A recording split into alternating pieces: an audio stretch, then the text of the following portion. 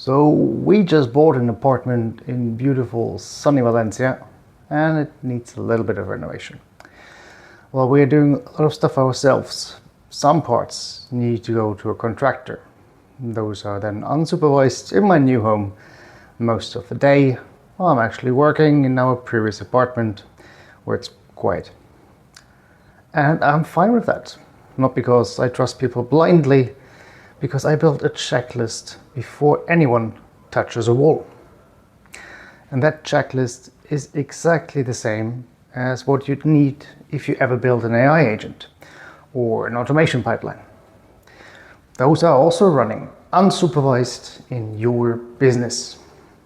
Unsupervised work isn't necessarily risky. The risk is having no named owner and no checkpoints. A contractor and an AI agent can fail the same way, quietly and incrementally, until someone asks, wait, who approved this? And nobody has an answer. My checklist has 4 parts. First, a named owner. Every trade has one person who signs off, not the crew. In automation, every agent or workflow needs one named accountable person. Second, checkpoints before irreversible steps. Demolition, electrical, plumbing, they all have a stop and inspect gate before the next phase starts. In automation, before a pipeline writes to production, sends an email, or execute a transaction, there's a defined checkpoint, not a straight run to completion. Third, an escalation trigger, defined in advance. If something looks off, a wall that shouldn't be load-bearing, a wire that doesn't match the plan, there's a pre-agreed threshold for stopping and calling me. In automation, a defined confidence threshold or expectation path where the system stops and routes to a human.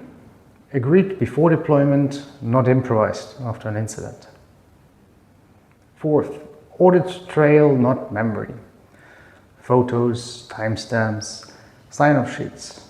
Because I'm pretty sure that's fine isn't documentation. In automation, logging off what the agent did and why, retrievable after the fact, not just the name of someone who probably approved it. Those are important points. None of this slows the work down. Our contractors still work unsupervised most of the day. The checklist didn't add a supervisor. It added structure. It makes the supervision unnecessary, except at the points where it really matters. That's the whole argument for AI governance done right. It's not a break on automation. It's the reason why you can leave it running without watching it constantly.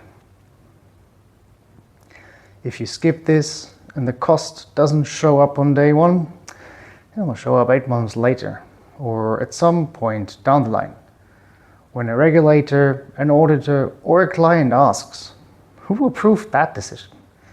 And the honest answer is nobody. That's not a hypothetical for businesses I audit. That's the retrofitting bill.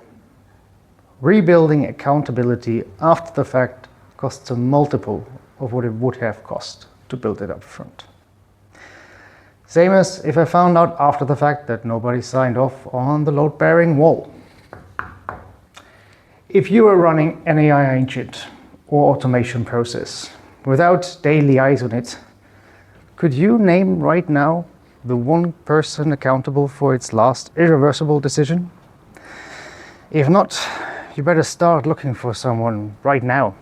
That should be on your checklist. If content like this is interesting to you, feel free to subscribe to this channel.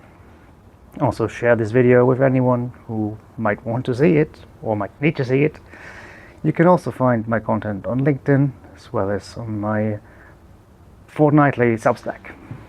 Thank you for watching, and I'll see you in the next one.